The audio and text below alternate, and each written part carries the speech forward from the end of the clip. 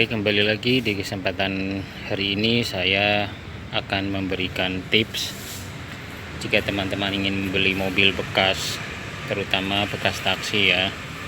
Harus diteliti terlebih dahulu sebelumnya.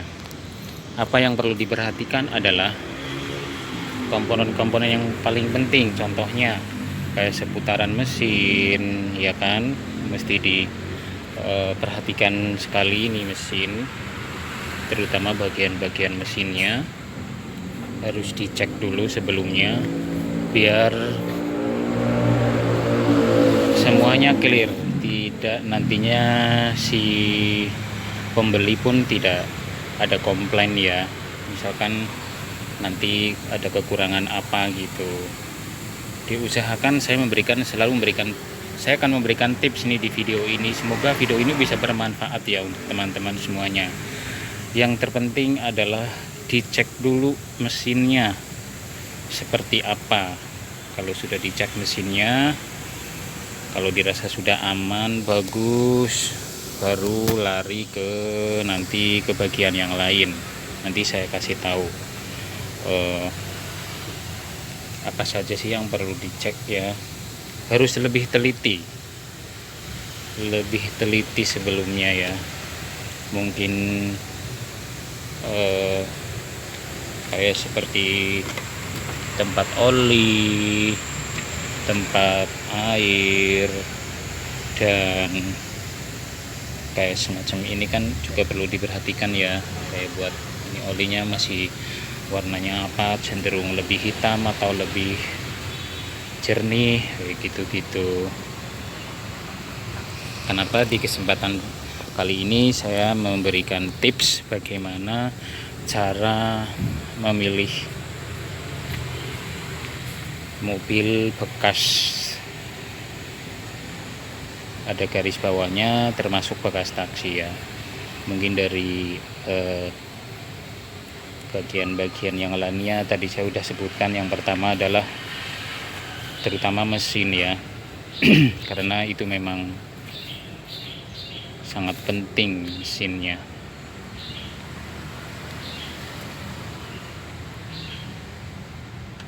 Kayak semacam akinya, kompresornya, atau ini yang buat pendingin atau yang lainnya, harus dicek semuanya. Lalu bagian yang kedua, saya biasanya mengarahkan ke bagian surat-suratnya ya, atau surat-suratnya, pajaknya, kirnya, atau macam-macam gitu. Mungkin sudah, kalau masih taksi kan biasanya platnya kuning ya, apakah ini sudah menjadi plat hitam atau memang belum gitu. Itu perlu diperhatikan, harus dipertanyakan ke pihak penjualnya seperti apa ininya, surat-suratnya.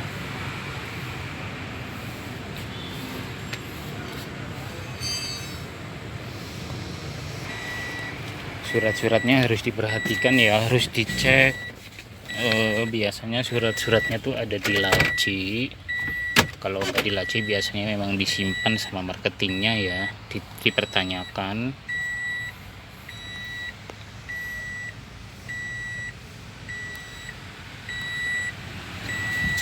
Takutnya terkena komplain atau apa itu, nanti akhirnya jadi ketidakpuasan gitu ya. Oke, untuk bagian yang lainnya adalah tadi sudah ya, antara mesin dan surat-surat ya yang kedua. Untuk yang berikutnya saya biasanya memberikan tips lain adalah bagian bodi ya, keseluruhan ya, terutama harus dicek. Takutnya ada yang penyok, ada yang baret, ada yang apa gitu.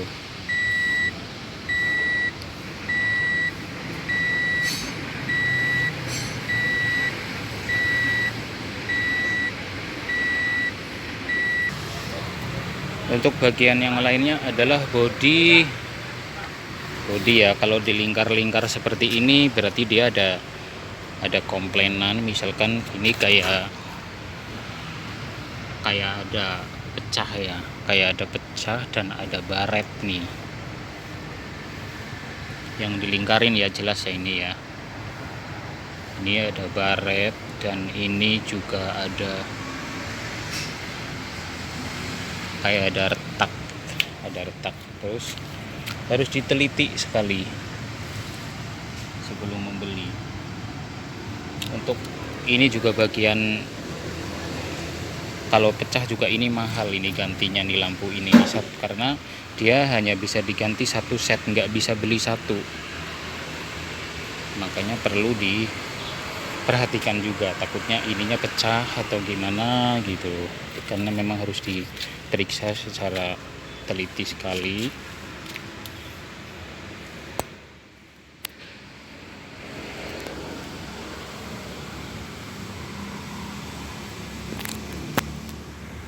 Dan lampu ini juga kalau misalkan sampai retak satu harus sepasang digantinya, karena tidak ada orang jual itu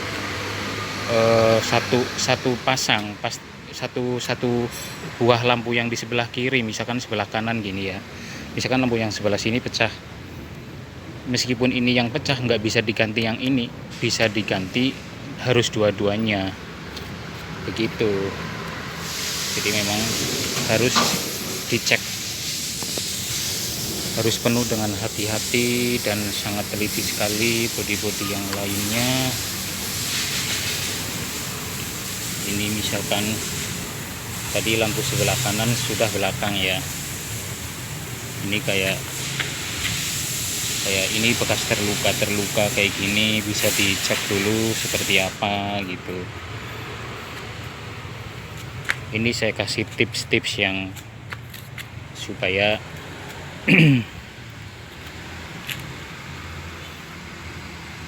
si pembeli itu merasa nyaman dan puas.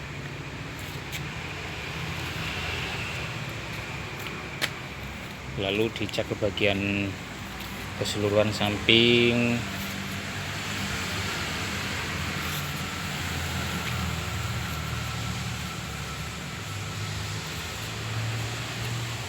Kalau dirasa sudah mulus, sudah bagus, pasti ada yang ditemukan. Biasanya itu ada tanda, ini bagian depan tuh kayak ada tanda panah. Ini bumper yang atas sama yang bawah itu nggak sama, jadi kayak tidak rata gitu, kayak longgar kan ya, ada kayak ada garis melebar gitu ya ini ya. Ini artinya dia nanti harus ada perbaikan. Ini contohnya harus teliti sekali. Ini sudah ditandain, ini ada tanda panah ke atas dan ada tanda panah ke bawah. Lanjut untuk bagian yang lainnya, terus seperti kayak lampu ini kan memang kayak retak, kayak garis-garisnya kayak memang sudah terlalu lama gitu ya. Kan warnanya beda, kalau yang baru kan enggak kusam gini. Ini kan memang karena bekas, jadi ya dia bentuknya kayak sudah gini. Terus di sini juga digarisin. Kenapa ini? Berarti dia tuh kayak bodi sama lampu itu kayak nggak rapet gitu ya. Memang harus ada perbaikan. Terus contoh yang lain adalah kenapa ini dikasih garis nih dari sini, ada garisnya kan, karena warnanya itu kelihatan nggak, harus teliti sekali ini, karena ini warnanya ada semprotan cat yang dari sini, yang dari bawah sampai nyemprot ke bodi merah yang sebelah atas, kan beda ya, ini kan hitam, ini kan merah. Ini harus teliti sekali. Ini catnya bermasalah, ini kelihatan ya. Jadi tulang-tulangnya ini dia kena semprot cat yang warna hitam yang di bagian bawahnya. Itu juga harus teliti sekali, kayak semacam bagian ini nih, ini juga harus minta perbaikan. Ini seharusnya ini ada tutupnya atau seperti ada ini, harus teliti dan lengkap sekali.